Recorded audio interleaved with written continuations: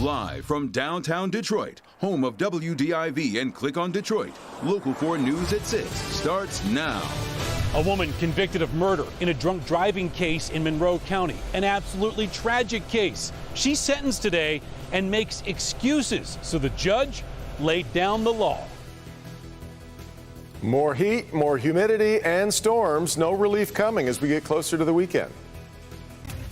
And we continue to follow breaking news in Afghanistan with at least 2 explosions killing 12 U.S. service members. Now that attack was carried out just outside the Kabul airport. Tonight, the terrorist group ISIS-K is claiming responsibility for the suicide bombing. So here's the latest as we get close to the 6 o'clock hour. One explosion took place at a hotel near the airport, the other at what is called the Abbey Gate entrance, where Afghans have been gathering for the last 2 weeks trying to make their way out of the country. Of the service members killed, 11 were Marines, 1 was a Navy medic. 15 other American service members were wounded. In addition, though, dozens of Afghans also lost their lives just within the past 30 minutes. Perhaps you saw here President Biden addressing the nation. The lives we lost today were lives given in the service of liberty, the service of security, the service of others, in the service of America.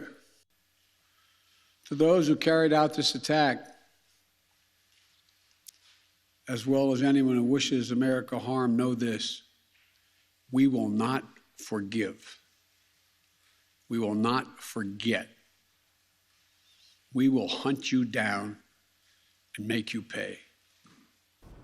All right, ahead here on NBC Nightly News with Lester Holt, how today's attack will impact these evacuation efforts that continue to go on at the airport in Kabul. You'll see that following this newscast right here at 6:30.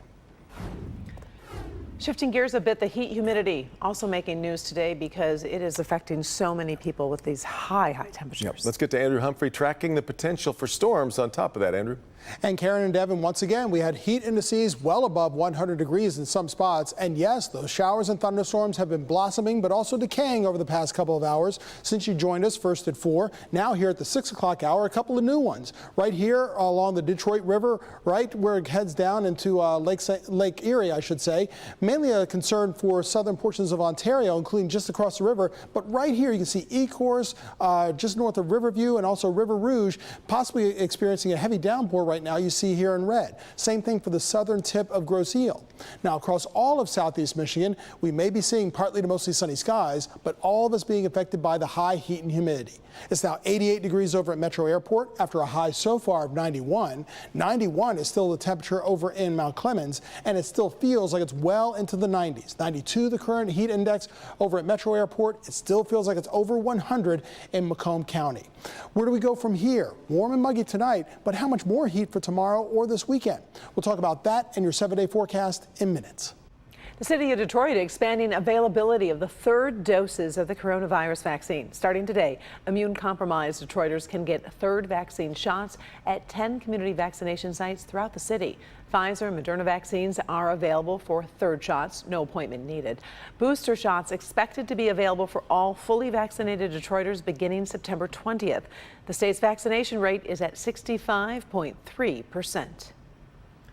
Pure mayhem. That is how a judge described the actions of a drunk driver who killed Monroe County Animal Control Officer Darian Young. Today, the driver responsible was sentenced up to 30 years in prison. Sean Lay joins us, and Sean, the judge did not hold back with his comments in court today. Well, she didn't. This admitted drunk driver pointed fingers, made excuses, Karen. She even says she doesn't remember what happened, so she thinks police should do a better job investigating to help her remember what actually happened that early morning. The judge absolutely livid. Take a look.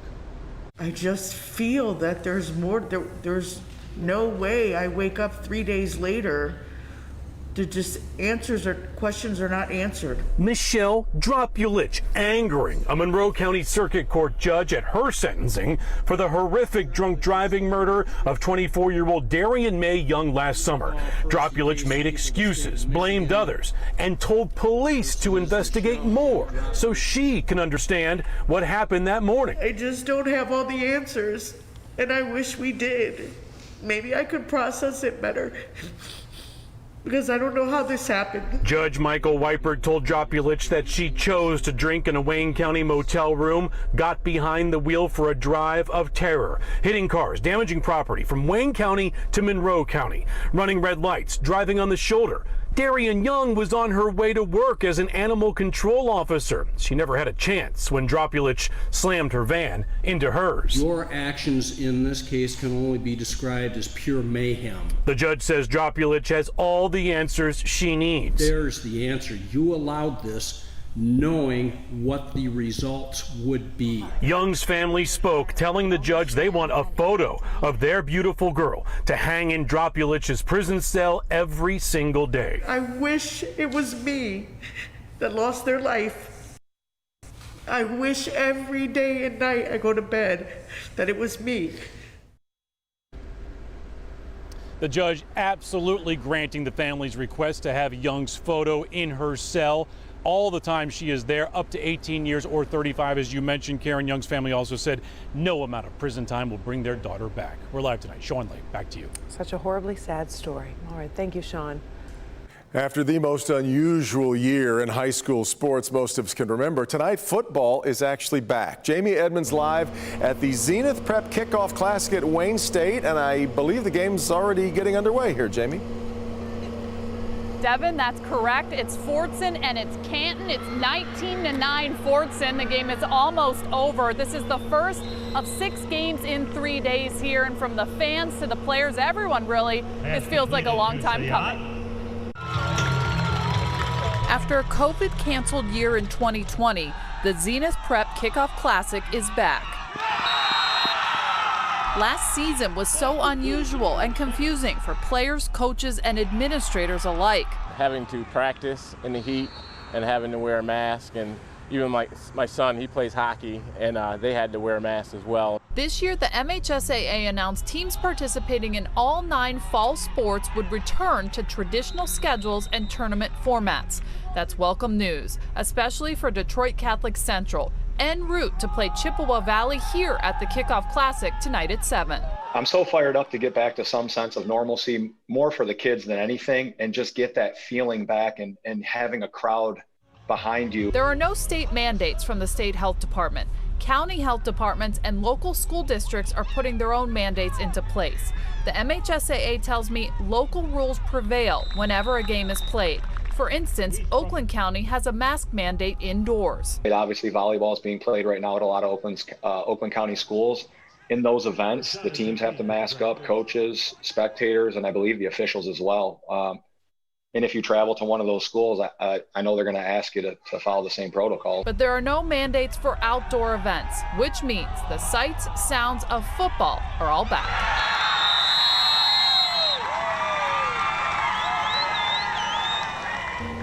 First down and 19. And you know what else is back? The fans in the stands. Now, when all of these restrictions were happening last year, it wasn't just the players affected. Cheerleaders were affected. Band members were affected.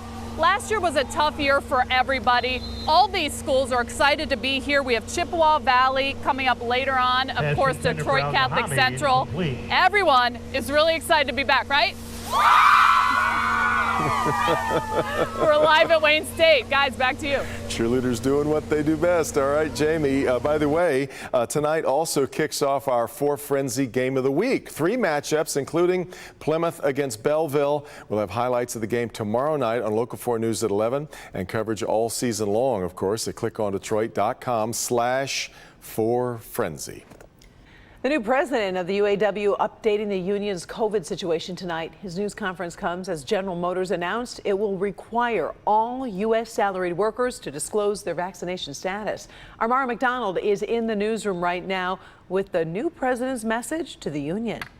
Karen, the official position of the UAW is that they advocate for vaccines. They recommend boosters, but they're not going to be mandating anything. Our position has been from the onset of the pandemic that we see voluntary efforts when the vaccine was available, and we would encourage our members to get vaccinated. We would also encourage our members to please consider, after the 6 or 8 month point respectively, that they would consider a booster.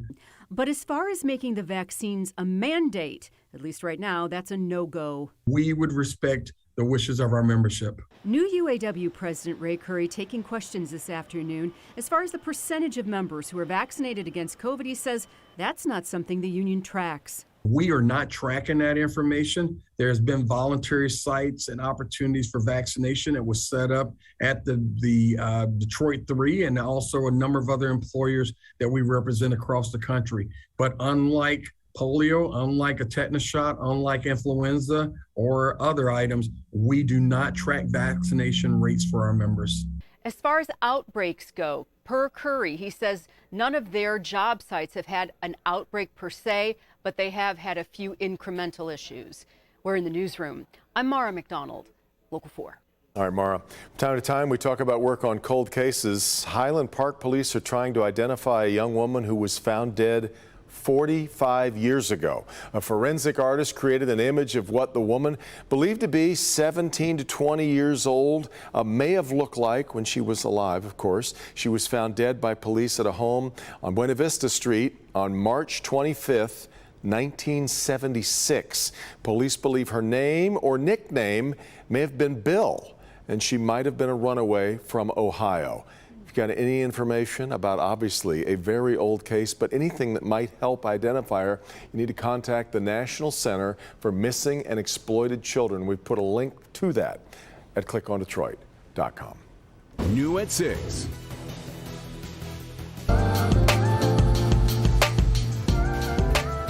The legacy of Aaliyah. We knew she was an angel. We knew she was a sweet person, but I don't think the public really understand the impact and the imprint that she left on the music industry. Plus the next project she was hoping to work on with Pastor Winans few knew about.